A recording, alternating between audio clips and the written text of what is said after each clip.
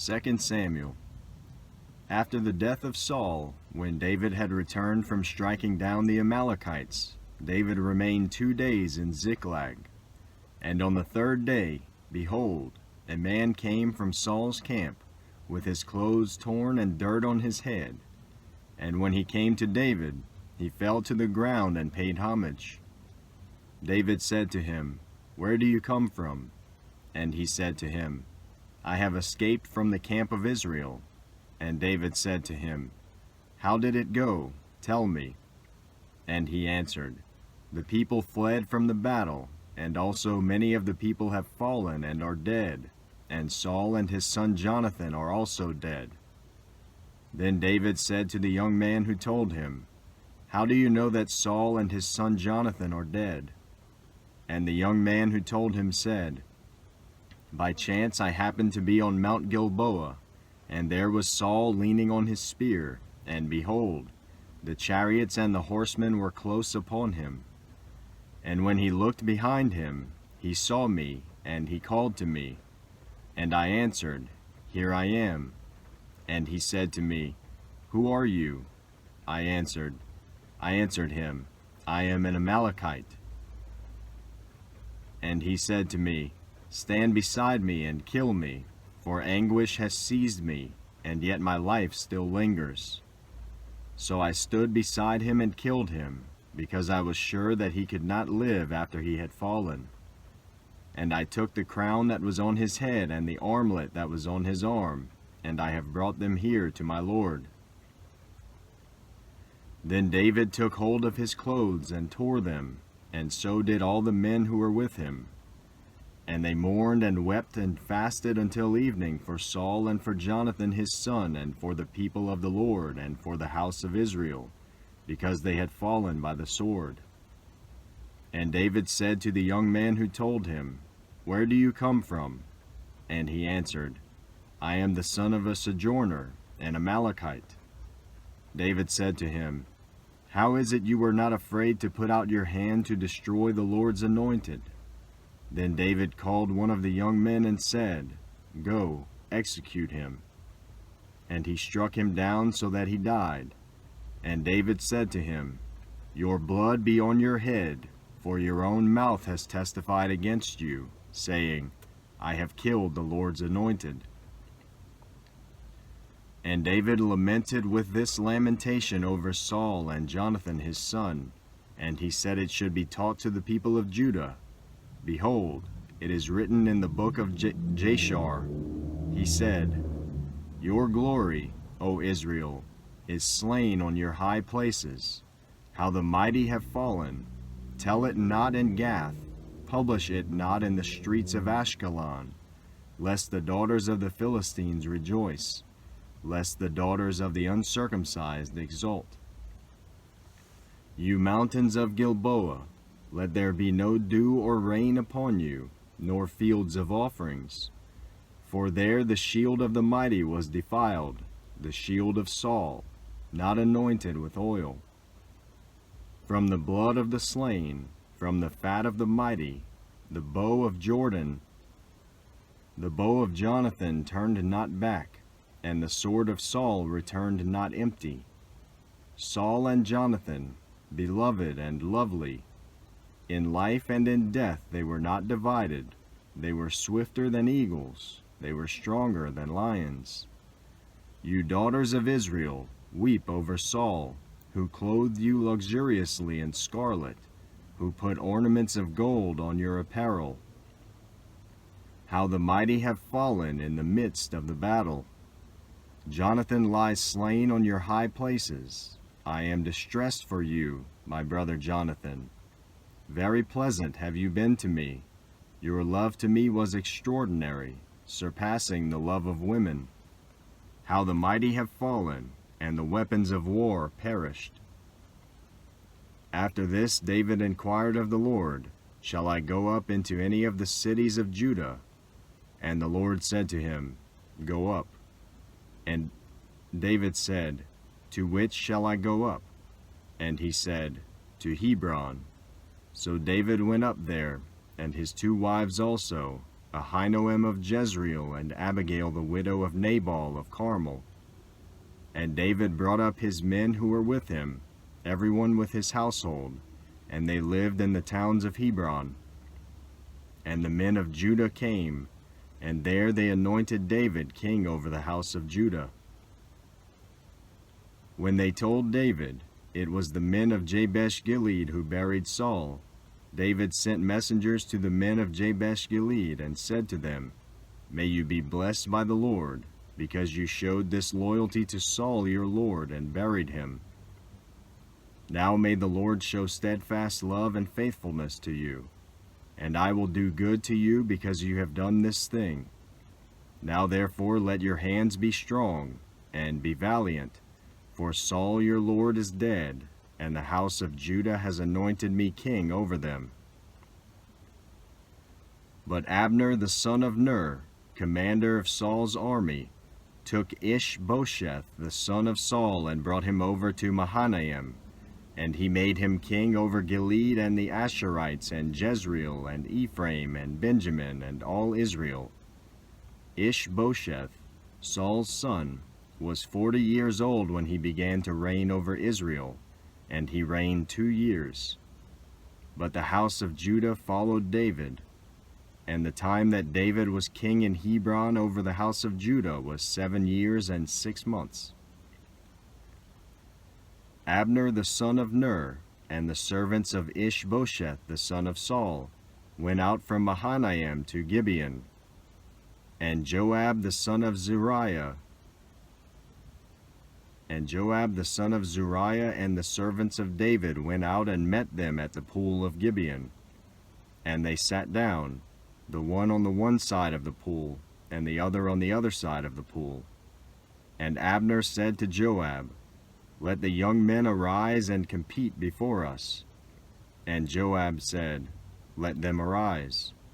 Then they arose and passed over by number, 12 for Benjamin and Ishbosheth the son of Saul, and 12 of the servants of David.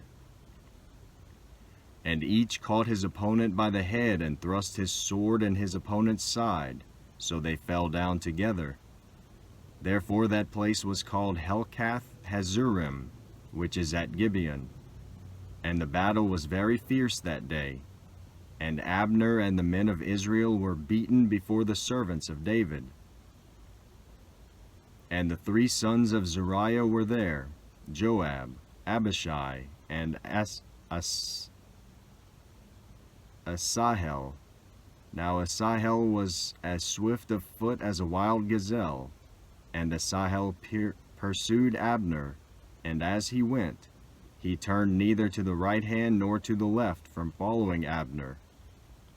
Then Abner looked behind him and said, Is it you, Asahel? And he answered, It is I. Abner said to him, Turn aside to your right hand or to your left, and seize one of the young men and take his spoil. But Asahel would not turn aside from following him. And Abner said again to Asahel, Turn aside from following me. Why should I strike you to the ground? How then could I lift up my face to your brother Joab? But he refused to turn aside. Therefore Abner struck him in the stomach with the butt of his spear, so that the spear came out at his back. And he fell there and died where he was. And all who came to the place where Asahel had fallen and died stood still. But Joab and Abishai pursued Abner, and as the sun was going down they came to the hill of Ammah, which lies before Giah on the way to the wilderness of Gibeon. And the people of Benjamin gathered themselves together behind Abner and became one group and took their stand on the top of a hill. Then Abner called to Joab, Shall the sword devour forever? Do you not know that the end will be bitter? How long will it be before you tell your people to turn from the pursuit of their brothers? And Joab said, As God lives, if you had not spoken, surely the men would not have given up the pursuit of their brothers until the morning. So Joab blew the trumpet, And all the men stopped and pursued Israel no more, nor did they fight any more. And Abner and his men went all that night through the Arabah. They crossed the Jordan, and marching the whole morning, they came to Mahanaim. Joab returned from the pursuit of Abner, and when he had gathered all the people together, there were missing from David's servants 19 men besides Asahel.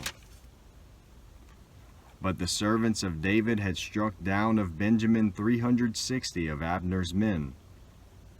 And they took up Asahel and buried him in the tomb of his father, which was at Bethlehem. And Joab and his men marched all night, and the day broke upon them at Hebron. There was a long war between the house of Saul and the house of David, and David grew stronger and stronger, while the house of Saul became weaker and weaker. And sons were born to David at Hebron.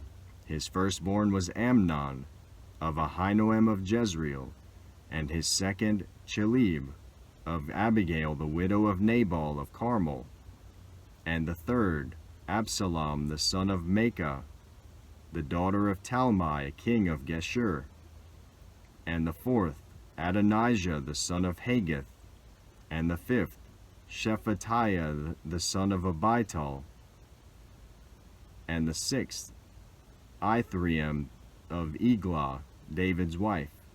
These were born to David in Hebron. While there was war between the house of Saul and the house of David, Abner was making himself strong in the house of Saul. Now Saul had a concubine whose name was Rizpah, the daughter of Aiah. And Ishbosheth said to Abner, "Why have you gone in to my father's concubine?" Then Abner was very angry over the words of Ishbosheth, and said, "Am I a dog's head of Judah? To this day I keep showing steadfast love to the house of Saul your father, to his brothers, and to his friends, and have not given you into the hand of David. And yet you charge me today with a fault concerning a woman. God do so to Abner and more also, if I do not accomplish for David what the Lord has sworn to him, to transfer the kingdom from the house of Saul and set up the throne of David over Israel and over Judah, from Dan to Beersheba." And Ishbosheth could not answer Abner another word, because he feared him.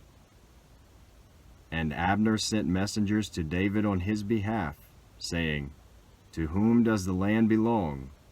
Make your covenant with me, and behold, my hand shall be with you to bring over all Israel to you." And he said, "Good, I will make a covenant with you.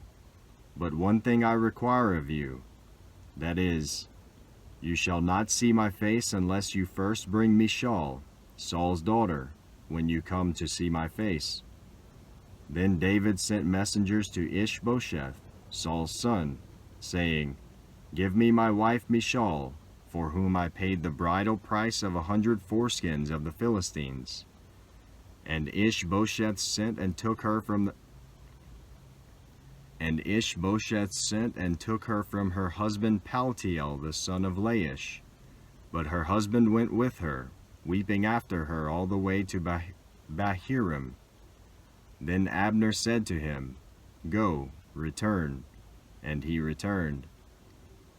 And Abner conferred with the elders of Israel, saying, "For some time past you have been seeking David as king over you.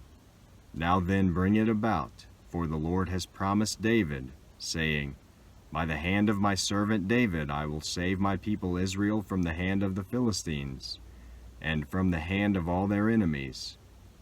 Abner also spoke to Benjamin. And then Abner went to tell David at Hebron all that Israel and the whole house of Benjamin thought good to do. When Abner came with 20 men to David at Hebron, David made a feast for Abner and the men who were with him. And Abner said to David, "I will arise and go and will gather all Israel to my lord the king, that they may make a covenant with you, and that you may reign over all that your heart desires." So David sent Abner away, and he went in peace. Just then the servants of David arrived with Joab from a raid, bringing much spoil with them. But Abner was not with David at Hebron, for he had sent him away, and he had gone in peace.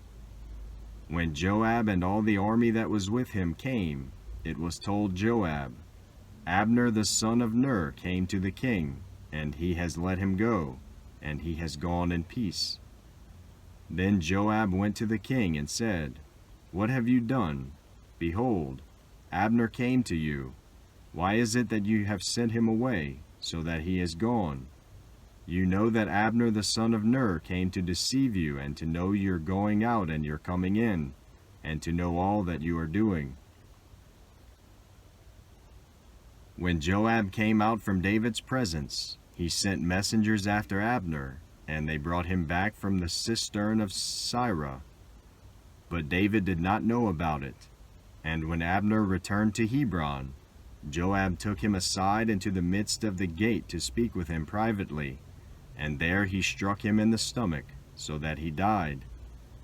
For the blood of Asahel his brother. Afterward, when David heard of it, he said, I and my kingdom are forever guiltless before the Lord for the blood of Abner the son of Ner. May it fall upon the head of Joab and upon all his father's house.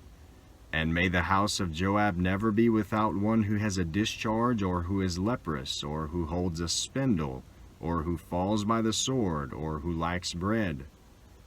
So Joab and Abishai his brother killed Abner, because he had put their brother Asahel to death in the battle at Gibeon. Then David said to Joab and to all the people who were with him, Tear your clothes and put on sackcloth and mourn before Abner. And King David followed the bier. They buried Abner at Hebron, and the king lifted up his voice and wept at the grave of Abner, and all the people wept. And the king lamented for Abner, saying, Should Abner die as a fool dies? Your hands were not bound, your feet were not fettered. As one falls before the wicked, you have fallen. And all the people wept again over him. Then all the people came to persuade David to eat bread while it was yet day. But David swore, saying, God do so to me and more also, if I taste bread or anything else till the sun goes down. And all the people took notice of it, and it pleased them, as everything that the king did pleased all the people. So all the people and all Israel understood that day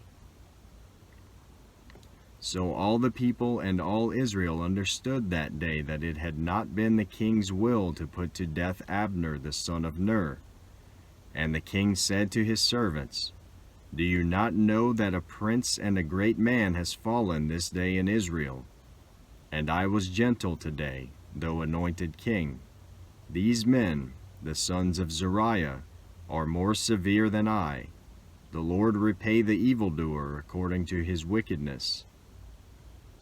When Ishbosheth, Saul's son, heard that Abner had died at Hebron, his courage failed, and all Israel was dismayed. Now Saul's son had 2 men who were captains of raiding bands. The name of the one was Baanah, and the name of the other Rechab, sons of Rimmon, a man of Benjamin from Beeroth. For Beeroth also is counted part of Benjamin. The Beerothites fled to Gittaim and have been sojourners there to this day. Jonathan, the son of Saul, had a son who was crippled in his feet. He was 5 years old when the news about Saul and Jonathan came from Jezreel, and his nurse took him up and fled. And as she fled in her haste, he fell and became lame, and his name was Mephibosheth. Now the sons of Rimmon the Beerothite, Rechab and Baanah, set out, and about the heat of the day they came to the house of Ishbosheth as he was taking his noonday rest. And they came into the midst of the house as if to get wheat. and they stabbed him in the stomach. Then Rechab and Baanah his brother escaped. When they came into the house, as he lay on his bed in his bedroom, they struck him and put him to death and beheaded him. They took his head and went by the way of the Arabah all night, and brought the head of Ishbosheth to David at Hebron. And they said to the king, Here is the head of Ishbosheth, the son of Saul, your enemy, who sought your life. The Lord has avenged my lord the king this day on Saul and on his offspring. But David answered Rechab and Baanah his brother, the sons of Rimmon the Beerothite, As the Lord lives, who has redeemed my life out of every adversity?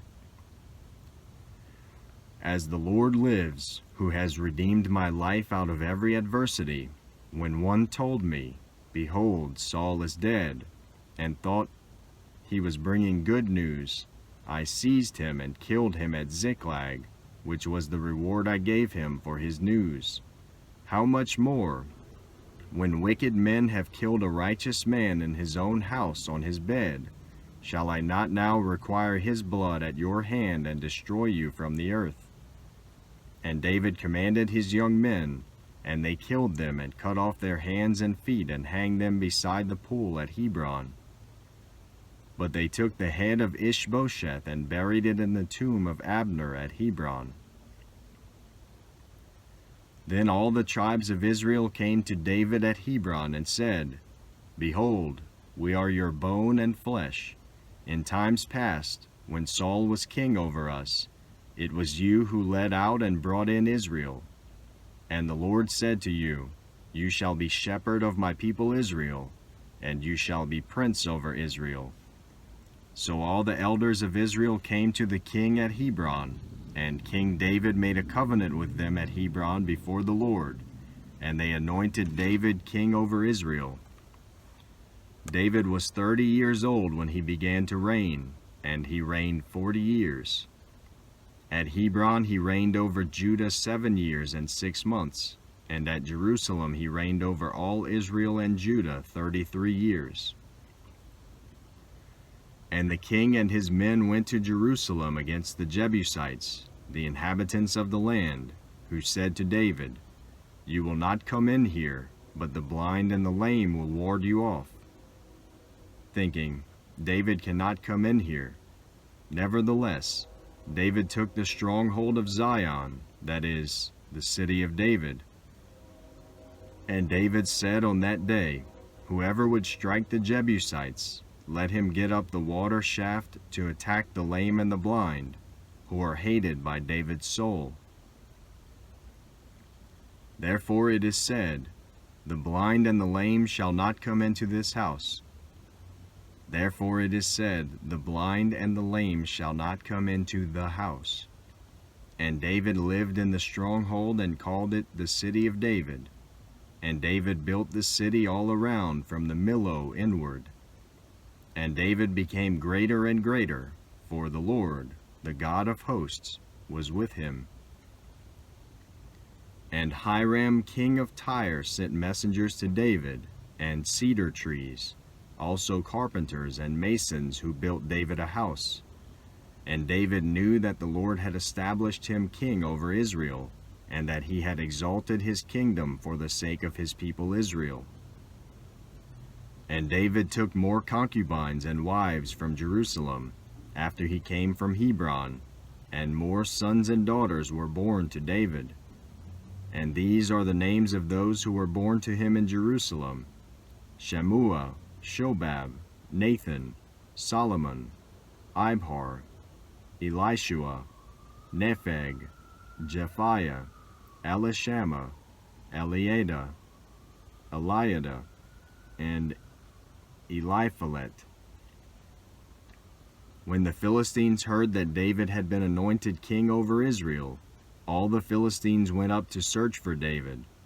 But David heard of it and went down to the stronghold. Now the Philistines had come and spread out in the valley of Rephaim.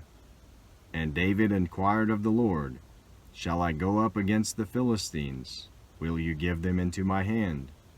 And the Lord said to David, Go up, for I will certainly give the Philistines into your hand."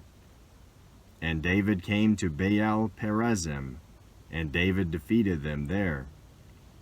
And he said, "The Lord has burst through my enemies before me like a bursting flood." Therefore the name of that place is called Baal Perazim. And the Philistines left their idols there, and David and his men carried them away. And the Philistines came up yet again and spread out in the valley of Rephaim. And when David inquired of the Lord, he said, "You shall not go up. Go around to their rear, and come against them opposite the balsam trees. And when you hear the sound of marching in the tops of the balsam trees, then rouse yourself, for then the Lord has gone out before you to strike down the army of the Philistines." And David did as the Lord commanded him, and struck down the Philistines from Geba to Gezer,